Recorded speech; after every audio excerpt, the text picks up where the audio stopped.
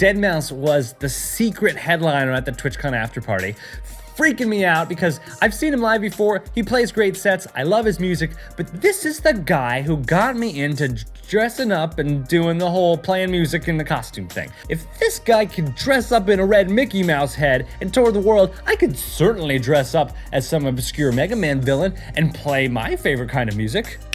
I got to go backstage and hear his set from the muffled, super bassy, water bottle covered area backstage, which in retrospect was probably not the best way to enjoy the set. It was pretty exciting to get to look at his backstage, where the show is not as good. There was an inherent cool factor of being backstage during a guy's set who I really like, but I don't really know how much that cool factor is worth in retrospect. I did it, yay, I got to sit, I got to hear mostly low frequencies.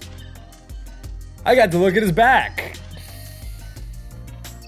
So yeah, I don't know why that's so hype, but it felt hype at the moment. Deadmau5 is the reason that was the catalyst for me doing this whole DJ CUTMAN thing to begin with. Back in 2011, I had won one of his remix contests for my chiptune version of Strobe that I did with my buddy Anova. I would also play it in this video, but I would get flagged. Even though I licensed it, it would get flagged.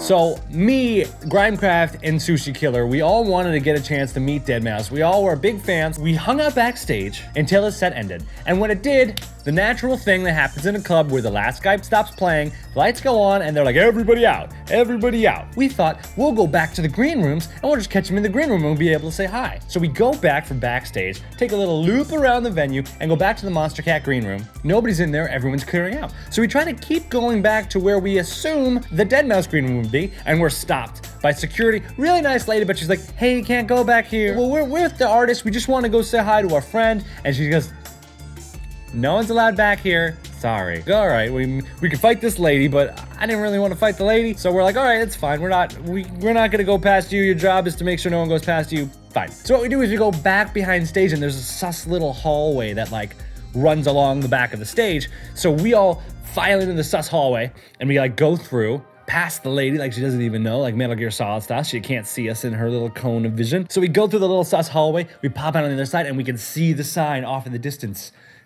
Deadmau5 green room. We made it. Walking up to the green room, there's another security person sitting in a chair reading a magazine or playing a DS, and as soon as they see us, they are up. No one's allowed, you guys gotta leave. And it's but we're with the artist, we just wanna, to meet our friend. And he's like, you gotta go, you gotta go, you gotta go. And he beeps his little walkie-talkie, beep, beep. Couple more security guards come in through the back of the club, and we're like, all right, we're leaving, it's fine, we're fine. So we get swept out into the main room where people are just sweeping people out. And Grimecraft's like, sorry man, I don't think we're gonna be able to do it. And I was like, listen, if I've learned something in my 6 years of professional DJing, it's that everybody's gotta leave the club sometime.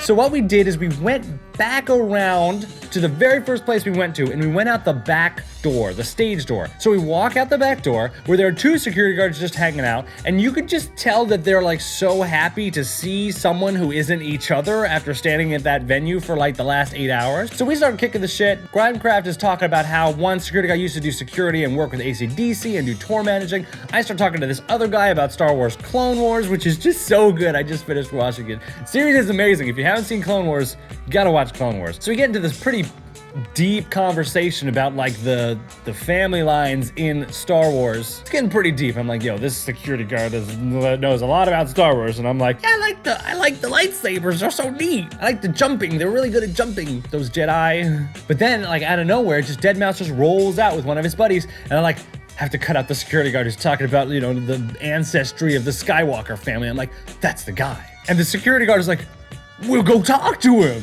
It was so awesome because I'm pretty sure it was his exact job to keep me from doing what he just gave me permission to do. We had made such good friends just talk about Star Wars for the past 15 minutes. He's like, go.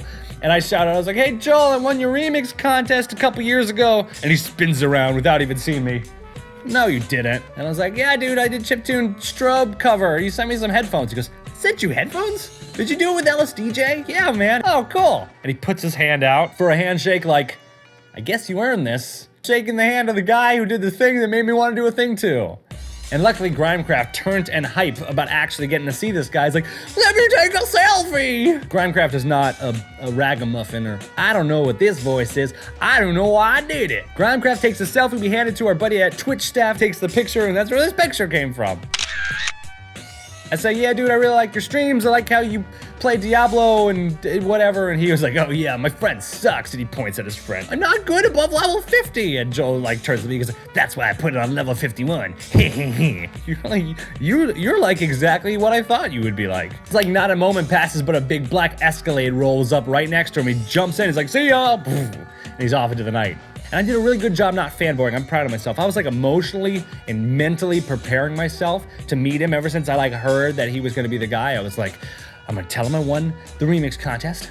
I'm gonna not fanboy. I took the fanboying that was like already starting to happen like in my head, and I just like let it evaporate. I was just like, no, he's just a guy. We are peers. We both do music stuff. He may have bought $1 billion sports car today on Instagram. Like, shh, let it go. Let it go.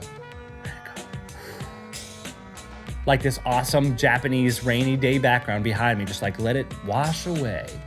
That's the story. That's how I met Deadmau5. I hope you like this. Do you like the DJ CUTMAN story time? Leave me a comment, a nice one if you like it. Give me a thumbs up if you don't like it.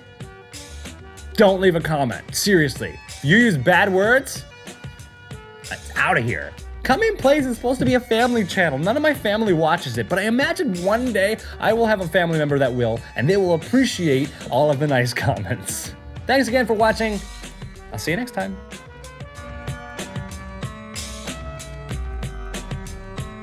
She decided to come into this video because making videos at your house where your cats are is hard. I love you too.